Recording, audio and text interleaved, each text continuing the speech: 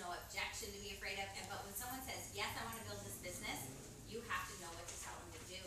So it's just 5 simple steps to start. Your orders may be a little different on your team, or you may call it something a little different. Whatever your upline's calling getting started, then you call it the same thing, and your team knows to call it the same thing. And so we start with our activity. I want to show someone the packages, the testers that they need, but I want to get their activity booked first, because that's the thing that gets them successful. It isn't the business package that they buy that gets them successful. It's the activity that they book. That's what gets them successful. And I don't want them to connect their success with their business package. I want them to connect success with their activity. So we book at least 2 business launches. Activity for us is first in the next 7 days if possible. Now, I'm launching a lot of people right now, so for me it's not possible. I can't get you launched in the next 7 days. I'm too busy. But as soon as you can get them launched, set their launch dates, at least 2. Some uplines are going to tell you 3 or 4, whatever it is. It doesn't matter. Just do what your upline's telling them to do. You get it down for yourself, and you say the same thing over and over again. The verbiage never changes, because all the way down, we get paid to duplicate. No one in Arbonne gets paid to be creative. If you're a creative person, stop it. Stop it. You're just going to get frustrated. Stop creating. Stop calling things different things. Whatever your upline has on their website, whatever they're calling getting started, you call it that, and you use the same. If they're calling them grand ribbon cuttings, some people are calling them ribbon cuttings, some people are calling them grand openings, I call them launches. It doesn't matter, as long as you're saying the same thing over and over again and not using different verbiage for it. Because you're training an army of people, and you'll throw a scatter bomb into your business if people are doing this or that. Now, when people come in, they're apprehensive to do what you tell them to do because they're afraid. They've never done anything like this before. So you have to be confident that what you're doing works. And this is the way we do it. And they shouldn't sense that there's any wiggle room for you. Well, you don't have to do it this way, you can do it that way, or you don't have to do this many, you can do that many. I just tell them, let's just start with your first 2 business launches, and the rest, will fall into place. We do, for us, it's 8-4-1, 8 groups a month, 2 a week. For you guys, whatever it is that your system has, your upline will boil the system down into a short sentence as to what it is, 2-2-2, or whatever they're calling it. It doesn't matter. You call it that. This is our system. For me, our system's 8-4-1, 8 groups a month, 4 new preferred client shoppers, and 1 new business builder consultant at least. And so you're going to book 2 a week. So it could be like a Thursday night and a Sunday afternoon, whatever. We're going to start with your first 2. So let's do a Thursday night and a Sunday afternoon, or Thursday night and a Saturday afternoon. This is what I have free. If they won't book those launches, they are not really ready. And an alarm should go off in your head, not to talk them into it, but to just know that they are still a prospect. They are not a business builder. Business builders do something. That's how they get a name in my circle on my organizational chart. They're doing something. Anyone can say, yes, Shenny, I'll take $20,000 a month and a white Mercedes-Benz. Sign me up.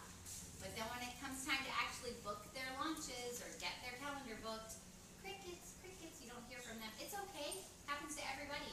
They're just not ready yet. They need more exposures. They need to be so wanting it so badly that they're willing to overcome their fear and do it. Otherwise, they're having a little bit of buyer's remorse. They're rethinking it. They thought it was a great idea, but now when it comes to actually inviting their friends to something, oh, I'm not so sure. It's okay. They just need more belief building, inviting to a Discover Arbonne or a 3-way call with your upline. But you know that if you can't get the dates on the calendar for them, that they have not crossed the finish line as a business builder. They're still in process. So I want 2 dates down for their launches, then we want to help them call people to get the people to their launches. So the upline is you're just gonna say, let's get 20 to 30 names down of your names list that we want to invite, and I'm gonna help you call them. I like to call people from 6:30 to 7:30 or 7:30 to 8:30, so you get your list together, you call me, you park the call, then you call them, and all you're gonna say is, hey Jenny, you have a quick sec?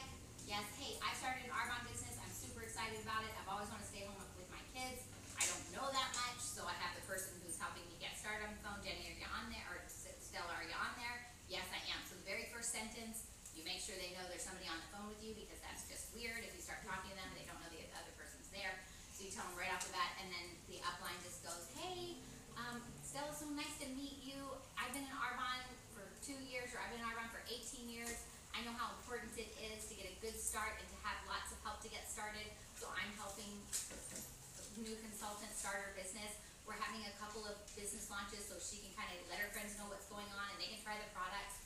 tell you what it is and what it isn't. It is a fun night out, have a glass of wine, have a facial. What it isn't is a pushy sales thing, and we just wanted to personally invite you. You know, she told me how great you were, and I said, let's give her a call. And we're doing Thursday night and Sunday afternoon. Would either of those work for you at all? It'd mean the world to Stella to have her friends there. Which one could we count on you for? Or would it be possible for you to make one of those dates? If so, which one? And it's so fun and fast, just like that. Would any of you all be offended by that call? No.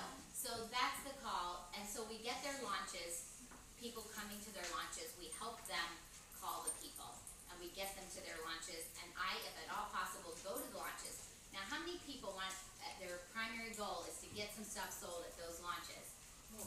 No. I want to get some people on their team at those launches. My number one goal is at least 2 people in the sponsoring cycle, at least, from those launches. My second goal is to get them more bookings. My third goal is sales. The sales are going to happen. Just like that's why you lead with the business, because the sales are going to happen. People love the products. So the sales are going to happen. So what I'm there for is to make friends with everybody there. When I have somebody come into our business who's a top salesperson in any other industry, they have a hard time with this business because they're trying to close people, close people, close people. Sell, sell, sell. And they'd rather the sale than the relationship. No. In this business, it's the relationship. We are going to ask for the sale in the sweetest possible way, and people buy lots of stuff, but that's not the main thing. I'm going to be meeting them, talking to them. I'm going to get them another glass of wine, or take away their plate, or hey, I'm learning their names. I'm so nice. I'm there to make friends with everybody there, and then I'm going to say to you when I close you, I just want to get brave with you and say, I would love to have you on Jenny's Arbonne team. If you're just the teensiest bit interested, could I send you home with a bit of information, kind of bit of information? I'm looking, if I can get some buy-in about the business at the sink when I'm doing hands for people or standing with them while they do their own hands, whatever you're comfortable with. If I just say, you know, Amy's starting a new business and she's going to be great at it and we're putting her team together, gosh, she would be awesome at it. She's going to be doing family and friends. Why don't you get in on it, girl? Because half these people are your family and friends. Would you take a look? If I get a yes, then I say, Jenny Lynn is taking a look at joining the business, you guys. She's going to be Amy's first business builder, possibly. And I get everybody thinking about that. In South Carolina, Myrtle Beach, South Carolina, we started a gal the last 6 days of March. She hit district manager in the last 6 days of March. She did 6,000 the last 6 days of March. So do you want to hear how she did it? Her upline was willing to drive the 6 hours to launch her in Myrtle Beach, South Carolina, because we knew this lady had lived there her whole life. She had a great job. She was well connected. Her family owned a business in the area. We knew she had influence. So Mary said to Amy, Amy, I'll drive over and launch you, but I need at least 3, possibly 4 events to launch you. So I need your own 2 business launches and find 2 other people to host for you. She ended up with 3 on the books. Mary drove 6 hours to Myrtle Beach, South Carolina. She did the first 2. She had about 1,200 in sales between those first 2 launches. The third one, and she only had 3, Amy's mom hosted. And there was Amy's mom and Amy's 2 sister-in-laws and one of the sister-in-law's sisters, Jimmy Lynn.